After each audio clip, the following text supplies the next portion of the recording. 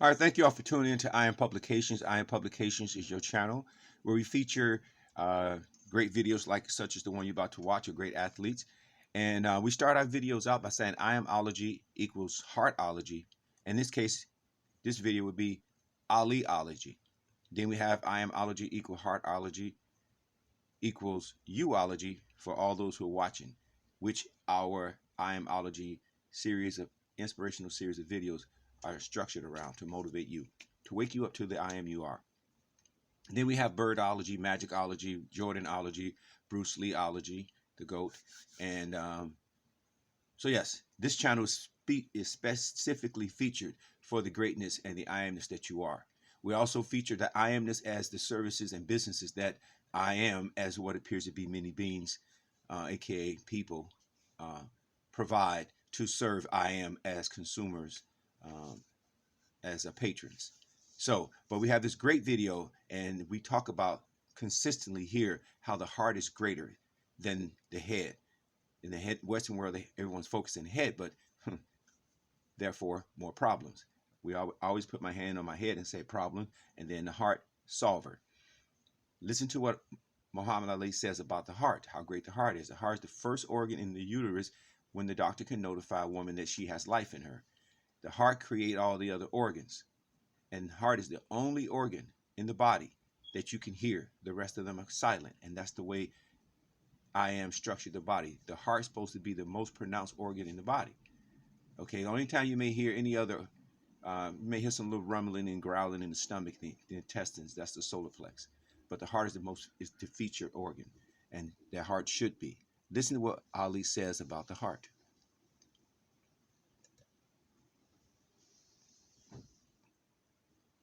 The personality of a person, the ways of a person, the thoughts, the deeds, the actions, it's all based around his heart. For what is a man? A man is his heart. A lying, cheating heart means a lying, cheating man. A loving, merciful heart means a loving, merciful man. A living heart means a living man. A dead heart means a dead man. Regardless to man's title, regardless to man's wealth, rank, or position, if the heart is not great, then he cannot be great. But if the heart is great, that man remains great under all circumstances, rich or poor, large or small. So it is the heart that makes one large or small. What a great speech. We're going to go ahead and add another one. So here's a interview with young Barbara Walters, Muhammad Ali, and then we're going to go into another video. This is, just listen. It's 14 years since you became heavyweight champion of the world, and you say now that you're going to win it for the third time. You will be the only man ever to have regained the title. 3 times.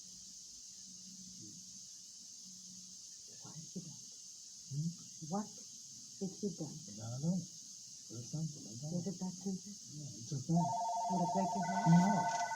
That's what people are so shocked when I lost the stage. No excuses, he won. When I lost the King Norton, broke my jaw, he won. When I lost the speech, he won. But I have people thinking that if I lose or something bad happens to me, I'll jump out of the window. See, my faith is not in water things, really. I'm a spiritual man. But it's a way of life for you. It's money. It's an entourage. It's a feeling about I can yourself. give it All of all that. up tomorrow, find a job pumping gas in a gas station if I had to, and me and my wife and my children get a 2-room apartment and 1 bathroom, 1 kitchen, and be happy. Really? Yes, ma'am. All right, we're going to continue with another video, and then we're going to show a longer video. Listen to this video. You there. Are you going to teach your son to be a fighter? Or bring him up to be a No, fighter? sir. My son is already, he's 2 years old, and we want him to learn 3 languages: Arabic, French, and Spanish. My son is going to, by the time he's where he is, we in America would have had what we call I independence for now. The separation we preach would have been taking place in maybe another less than 10 years. This is going to happen. God's going to force it. By then, He's going to be a hope to be a world traveler and interpreter, talking to other people in French. Many African people speak only French. Many darker people speak Spanish. And he's going to do a lot of traveling ambassador work and doing different things I plan. And I'm making it, he's learning, he's 2 years old, and we're getting him ready now for Arabic, French, and Spanish. And so he ain't going to be no fight. He's going to use his Why brain. not? Why wouldn't you let him be a fighter? And for what? Well, I mean, you're a fighter. I mean, why wouldn't you I let had to him? be a fighter. You would have been something else, would If you? I could have went to school and got an education and could speak, say, 3 or 4 languages fluently and got a good trade in life, I forgot all about fighting. Would you? Yeah. What did you, when you were at school, I mean, did you miss out on education? No, I didn't miss out. I wouldn't learn. I didn't know the value of it. I was a little black boy in Kentucky, didn't know nothing about it. I'd be on your show, didn't know nothing about it. I'd be a world champion, playing hooky, playing with the girls, not just going to recess and eating lunch and joking, not knowing the value of education like many children do today, never thinking that one day I'll have to feed myself, didn't have no idea of profit and getting out and making money like a lot of children do. And time went by and I graduated and I won the Olympics and they put me out just because I could fight. And my mind was mainly on sports. They just let me go. Now all of a sudden I found myself having trouble reading things, looking at contracts. I got to hire lawyers and watch lawyers. I know the value of education now. So I'm going to brainwash my children now. My daughter's 6 years old. She speaks Arabic, English, and Spanish. That was She's interesting. 6. In fact, when you left school, Muhammad, in fact, were you in fact semi-literate in the sense that you had difficulty reading? Could you read properly? No, not that type of literate. I have a wisdom that can make me talk to you, an educated man, on any subject, and if the audience or the people listen, they'll say I won. Now, I'll say this. No, I'm serious. I have the type of knowledge that Jesus had, Moses had, Abraham, Elijah, Muhammad. Men are illiterate according to your educational standard. Moses was so illiterate he couldn't talk. His brother Aaron talked for him. Jesus was a carpenter. Noah, Lot. All of God's prophets were uneducated men. This is why he chooses them, because he wants nobody to take the credit for his success. He's God. He takes them empty and teach him. So I've been taught by Elijah Muhammad. I studied life. I studied people, and I'm educated on this. But when it comes to reading and writing, I'm not. I may be illiterate in that. But when it comes to common sense, when it comes to feelings, when it comes to love, compassion, heart for people, then I'm rich. Yeah. I wrote something once that says, where is man's wealth? His wealth is in his knowledge. For if his wealth was in the bank and not in his knowledge, then he don't possess it because it's in the bank. You understand? My wealth is in my knowledge. See, I'm a boxer, and I'll challenge. I love to come on your show because you ask me good questions. I really like a man like you. You asked me a question here that was good. You didn't write that. It was already in the book. You just brought it out. You found that. See, ain't nobody else wise enough to go find that. See, I like people like you. You make me think. You keep me sharp because I'm a spokesman for my people. And I want to represent my people. And I don't want to be a bad representative. I can't be blind because the blind lead the blind. They all fall in the ditch. So I need people like you to match with them. George Foreman can't talk to you now. Joe Frazier can't talk to you. You'll eat him up. How you feel, Joe? I appreciate it. No. I mean, know me, I'm left there like I do. You know, I'm not like that. I don't want to be like that. I want to be intelligent, nice looking, get my briefcase and fix up and dress up and put my bow tie on and go give a nice lecture at Harvard University on the intoxications of life, or I have a lecture entitled The Purpose of Life, or The Art of Personality, or The Journey to the Goal in Life, or like The Heart of Man, all type of life, the solution to the black and the white conflict, religious draft. You understand? I like to study, and like what you hear now, things people never heard. I could go on and on and on different subjects. You understand? Angelo Dundee once. That's Ali.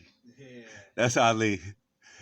I could say more, but I'll let him say what he needs to say about himself. We're gonna put up another video. We're gonna get this video up to like about 30 minutes, and then of course this will be another ALIOLOGY video, and you hear the man speak. So what can you say, right? All right, here we go with another video. Ali.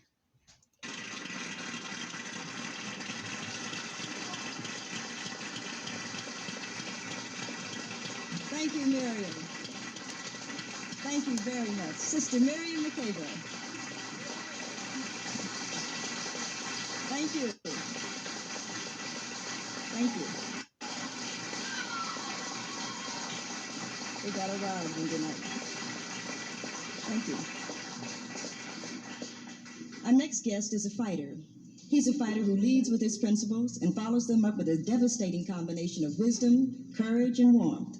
And that's just unbeatable. He's our brother, and we love him. Brother Muhammad Ali.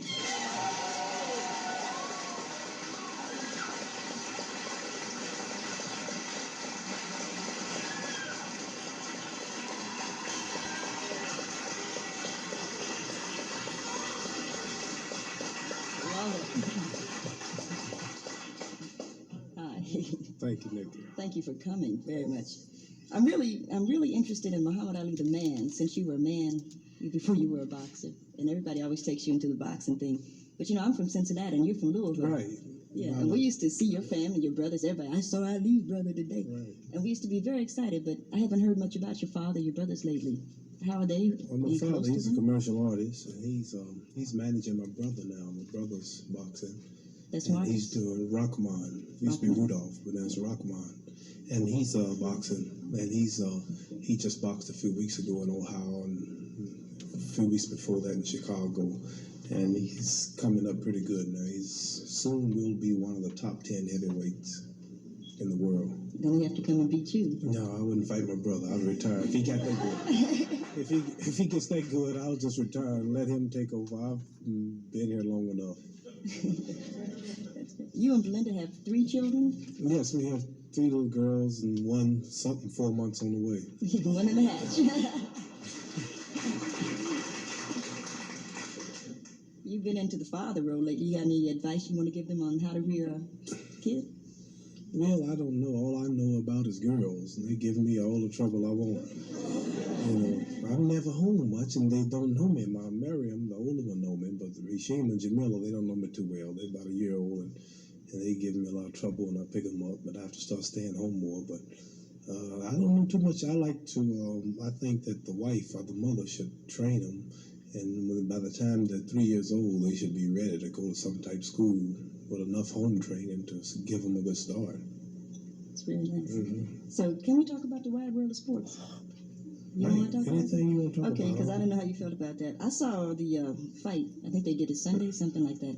And they had you boxing. They said, well, it wasn't important enough to show the whole fight, but they'd show a little bit. And then they laid some music behind it. Was it shuffling along? Oh, yes, she's referring to Howard Cosell. Yeah. And, yes, he mentioned that the fight was a farce and that shouldn't be shown on TV, and to show you how bad it was, they put music to it relating to certain moves and positions. But I consider the critics of the fight real hypocritical, and the reason they were hypocritical was because Buster Mathis, in the 12th round, he was semi-unconscious. He was right on his feet. He was out, ready to fall, and everybody was saying, kill him, you got him, you got him. And I just didn't feel right, 2 black men standing there killing each other just for dominating their white audience. And, to be paid $300,000 next day, and Uncle Sam would take about 60% of it before I get it. So I figured, well, since they criticize boxing so much, saying boxing is brutal and fighters have died with brain concussions and hemorrhages and some precautions should be taken, I figured the best precaution would be if a man knows he's winning, he's got the fight under control, he see the man is hurt, and just lighten up and not try to kill him or hurt him. So I did this.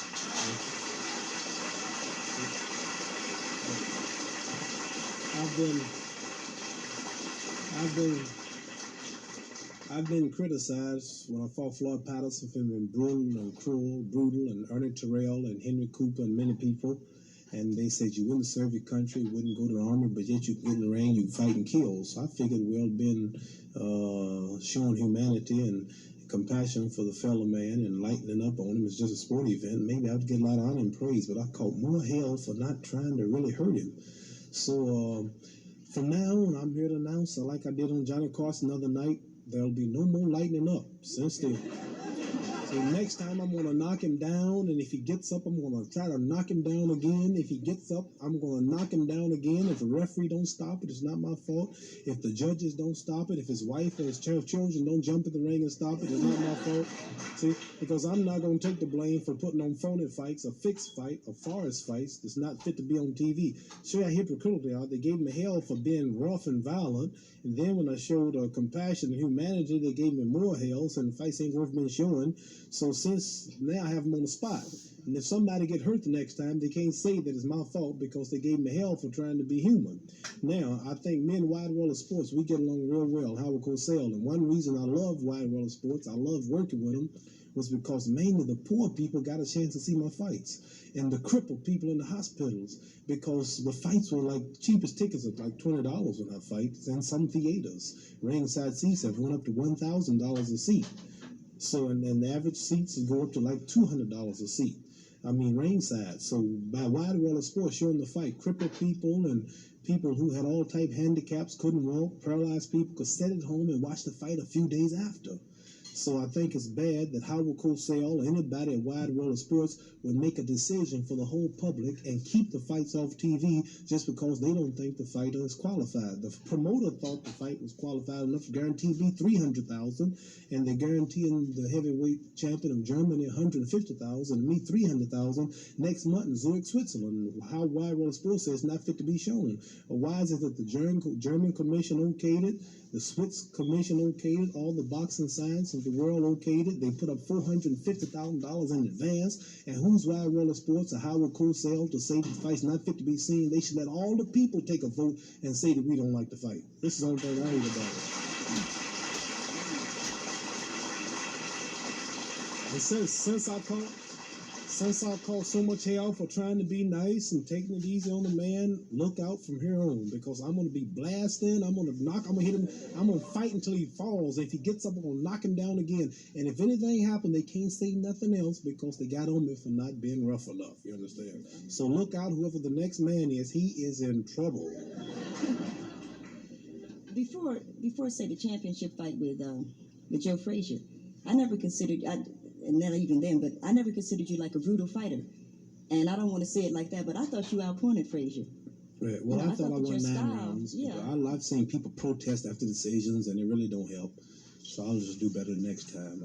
I think I played too much with Joe Frazier. I played 3 rounds I shouldn't have played. I didn't stay on my feet and move like I should have. And trying to prove he couldn't hurt me standing in the corners. And this, I lost the fight like this. Judges took it. And one judge gave him 11 rounds and me just 4. But at the time, I hadn't won my draft case, and then one black man in the $1 million bracket who tells it like it is, and stays with his own kind. Naturally, they gonna pick the best boy to give it to him. But the next time, I've learned a lesson. The next time, there will be no doubt, for he must go out. I don't want to say it, but he went to the hospital for about 3 weeks. Well, he's okay now. Joe, he had I don't want to boast about nothing like that, but he won the decision, but he took a terrible whooping. And he's recuperated now. And the next time it'll be better, but I hope he's all right physically. He hasn't fought since the fight. He hasn't been seen much since the fight. Well, he's going to try singing. Yeah.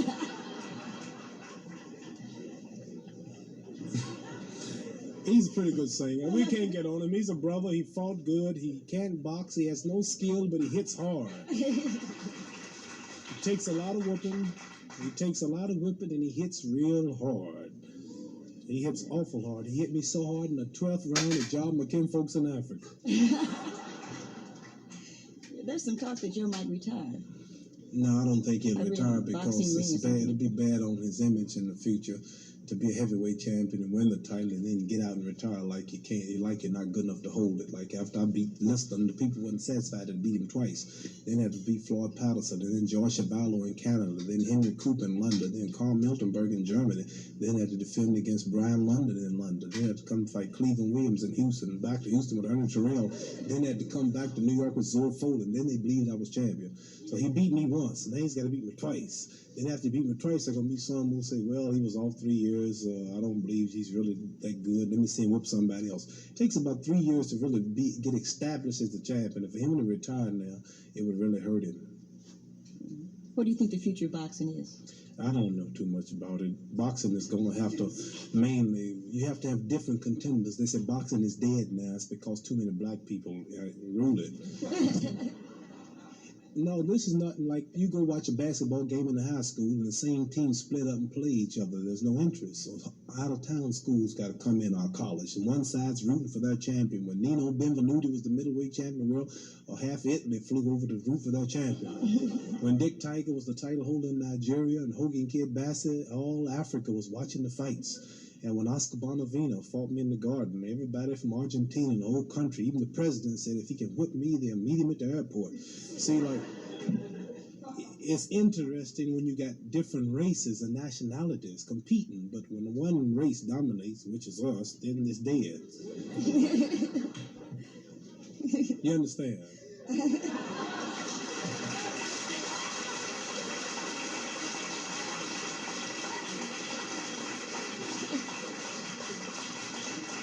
Like when I fought Jerry Quarry, who was a white Irishman in my comeback, or in Atlanta, that was a big fight.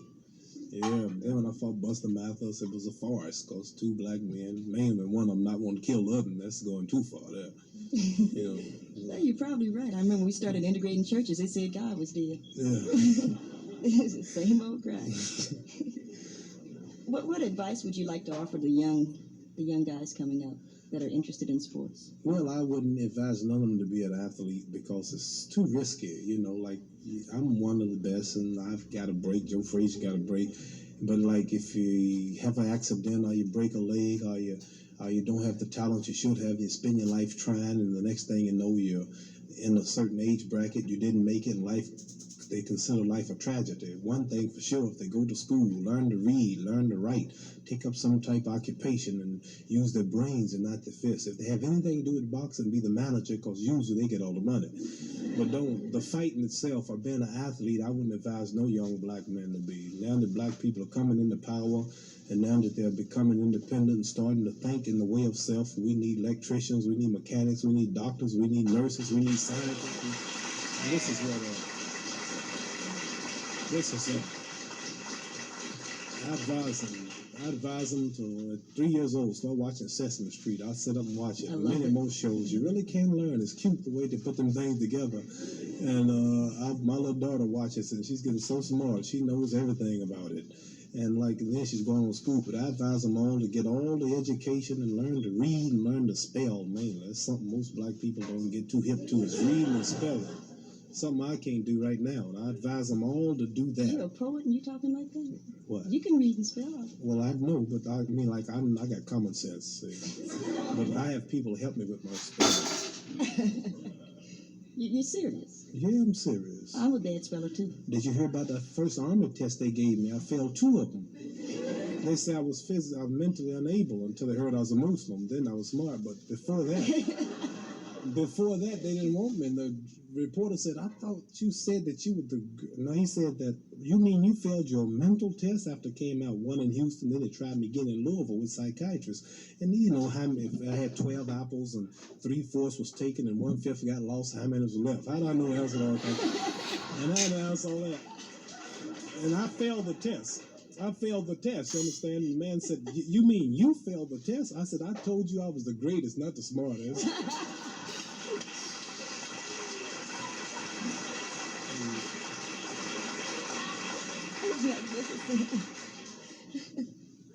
I know I'm not supposed to crack up, but you're marvelous.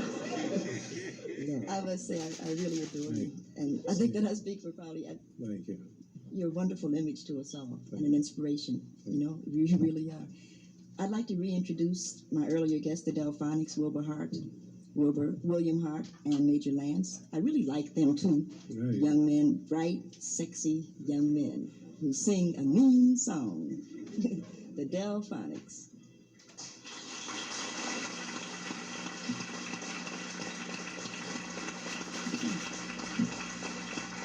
Thank you, Delphonics. Thank you very much. That's Major Harris, William Hart, and Wilbur Hart. I'm showing my age. Major Lance was a long time ago. I'm getting to be an old woman.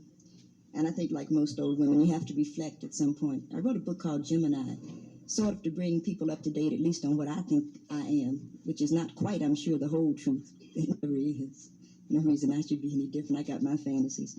So I wanted to read a part of the essay Gemini from the book Gemini, trying to deal with us. But if black men ever would decide to define a black man in black terms, I think they would have different expectations of us as women. I went to the opening of an African exhibit at the Brooklyn Museum and noticed only about a dozen black men in a crowd of at least 200 people. And I thought to myself, how odd, no black men. Then I looked at the exhibit piece by piece and began to think I understood something. There was a beautiful door from the Congo, and looking at that door, I saw a man, a woman, several children in the yard, and this white man saying, "Your door is an excellent example of the Kashana people's art, and I must take it back to Amsterdam." And this beautiful African, barefoot, with perhaps an earring in his left ear, replies, "But this door is the door to my house, and it is not for sale." And the woman, sensing something, stops the grinding of grain and begins gathering the children around her, while the white man goes on with, "I must have the door. The museum needs it, and I can make 50 dinars on it." And the African rises to his full height on his long, light legs, tribal markings dancing slightly on his face, eyes clear and hard, saying, "My family needs this door. It is mine. My father left it to me as his father did him. You may not have it. It is not for sale." And the cracker turns in a rage to leave. Then 2, perhaps 3 days later, the missionary comes up saying, "My son, your door is needed in a great country far away from here. You will be blessed by our Heavenly Father if you give your door to the merchant." And this magnificent African, stooping by his doorway, playing with one of his children, shakes his head. "I would be cursed by my ancestors. Go now, go away and leave us in peace." Then in the night the soldiers come with the guns. The African responds with a spear. The fire acks from the barrel. The woman screams. The children scatter, asking what is the matter. The man is stretched out in a pool of dark, murky liquid, and the door is taken down, hoisted upon the shoulders of the black mercenaries, walked to the sea, and freighted back to Amsterdam, so that it can be borrowed by the United States of America to show how the people in Kashana lived in 1582. And I began to understand why so few black men had come, because it was not a door at all, but dead ancestors murdered in their homes that they would see. Not a statue from Nigeria, but a raped woman, a slit throat, a burned village. And even as I saw that, I knew I would never understand the reality of being a black man. Men grow beards to protect the throat, have hair on their chest to protect the heart, have afros to cushion the head blows. And these things become aesthetically acceptable, if not preferable, but they always have their groundings in survival. My man and I can walk down the street together, and if some guy says something out of the way to me, it's an insult. To him, it could be his life. I can walk away from words and gestures and still be a woman. He cannot and still be a man. So little of a black man's existence relies on his acts. His women, mothers, sisters, lovers control his life, and generally so irresponsibly that it can be frightening. And sometimes black women aren't very nice for a lot of reasons. And sometimes we use our power against him for a lot of reasons. And I think some of the hostility is real and must be related to as such. We're angry, and so are they, but it's only when we admit it that we can get anywhere. I don't think a woman cares where she walks if you let her walk with you, and I don't think a man cares that a woman talks if she'll talk to him. And if we really understand we are born men and women, and it's our choice whether or not we stay that way, I think a lot will change. If now isn't a good time for the truth, I don't see when we're going to get to it, because I don't want my son to be a warrior, or to go to some school where some insensitive teacher asks him why I'm not married, or where some cracker thinks he can run my son down anytime, any kind of way he pleases. We need some happiness in our lives, some hope, some love. I didn't have a baby to see him be cannon fodder. Something more must be decided. If it's a real war, then he must be brave and true. If it's a mental war, he must be black and proud. But if it's the wake the people up war, Martin Luther King did that. Malcolm X did that. Stokely Carmichael did that. Rap Brown did it. And if people aren't awake, then perhaps the dreams are too good to be disturbed again. Perhaps black people don't want a revolution at all. That too must be considered. And I decided to be a writer because people kept asking what would I become. And I couldn't see anywhere to go intellectually and thought I'd take a chance on feeling. I didn't want to get married, buy a 5-room house in the suburbs, and have lunch at Caproni's as my big event of the month. I could see becoming a bored, alcoholic social worker with a couple of kids I didn't want by a man I barely spoke to, and wondering at 35 what I'd done with my life. The second greatest thing that happened to me was getting kicked out of Fisk University because I had to deal with my life. I could go back to school, join Delta Sigma Theta, marry a Mahari man, and go quietly insane.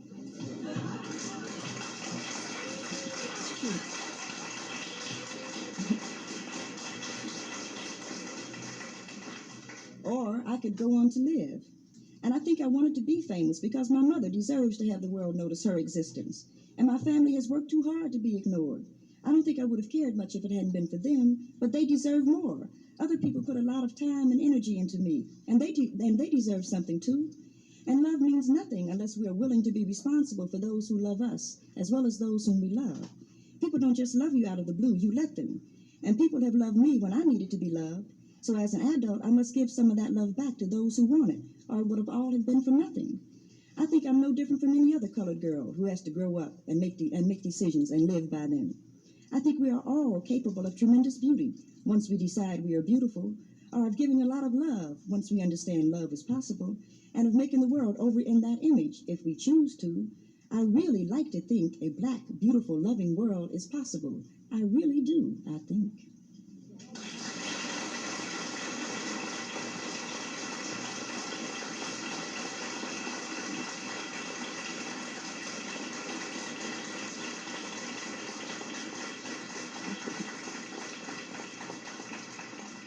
Thank you very much. I'd like to thank Muhammad Ali, William Hart, Wilbert Hart, Major Harris, who make up the Delphonics, Sister Judy Deeren, Sister Miriam Makeba, and I'd like to